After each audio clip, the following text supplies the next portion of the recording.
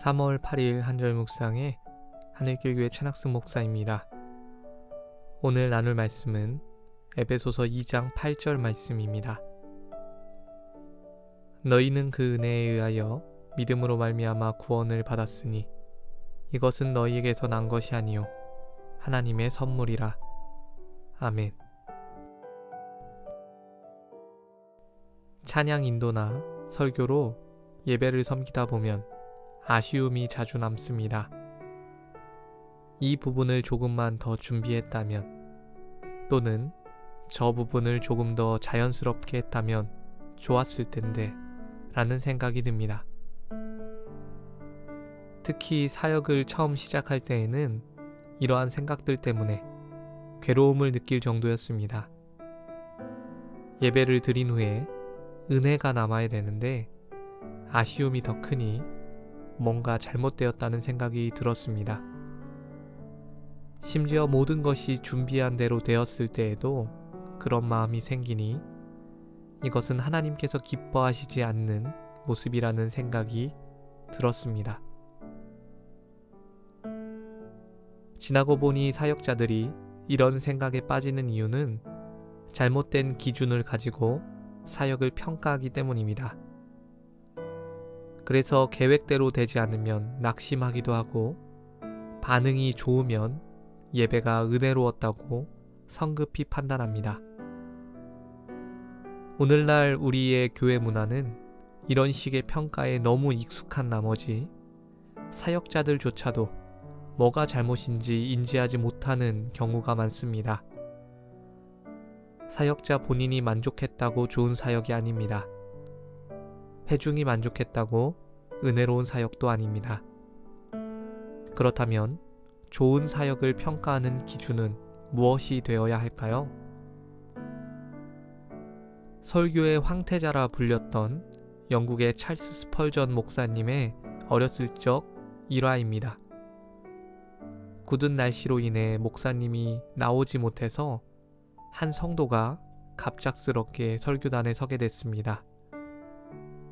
그는 고등교육을 받지 못한 사람이었고 당연히 설교문도 제대로 작성하지 못했습니다. 발음과 말투가 어눌해서 무슨 소리인지 못 알아들을 정도였지만 그는 그날 본문이었던 주를 바라보라는 말씀을 반복했습니다. 그런데 놀랍게도 이 부족한 설교를 통해 어린 스펄전이 회심을 경험하고 역사의 길이 남을 위대한 사역자로 성장하게 된 것입니다. 오늘 말씀은 은혜에 의한 믿음, 그리고 믿음에 의한 구원이 어디서 오는지 알려주고 있습니다.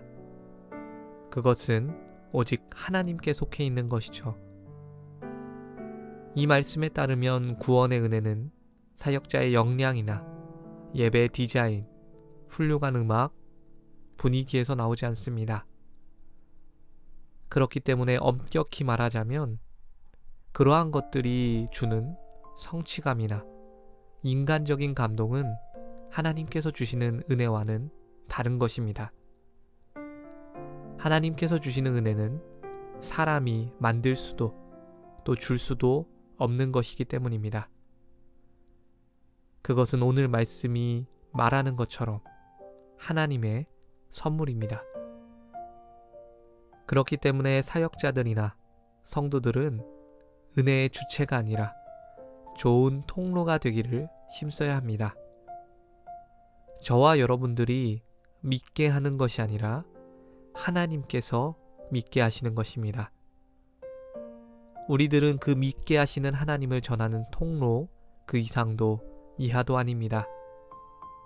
이를 분명히 믿게 되니 교만할 필요도 좌절할 필요도 없음을 깨닫게 되었습니다. 오늘 하루 우리가 통로로 쓰임받길 소망합니다. 우리를 통해 은혜를 주시며 구원하시는 하나님이 전해지시길 주님의 이름으로 축원합니다. 기도하겠습니다. 그렇습니다. 주님, 저희는 통로입니다. 구원하시는 하나님을 전하는 통로일 뿐입니다. 우리가 구원을 주는 것이 아니고 은혜를 끼치는 것이 아닙니다. 우리는 오직 전하는 것에 부름받았습니다. 우리의 사역이 그분을 전하는 것에 충실했다면 좌절할 필요도 포기할 필요도 없습니다. 하나님 앞에서 정직하게 행하게 하여 주시고 오늘 저희의 삶 속에서도 빛 대신 예수 그리스도가 전해지는 귀한 은혜가 있게 하여 주시옵소서. 하나님의 선물을 마음껏 누리는 하루 될 수 있도록 주께서 축복하여 주시옵소서. 감사드립니다. 이 모든 말씀 우리 주 예수 그리스도의 이름으로 기도드렸습니다. 아멘. 오늘도 우리가 통로로 쓰임받길 축복합니다. 함께 해주셔서 감사합니다.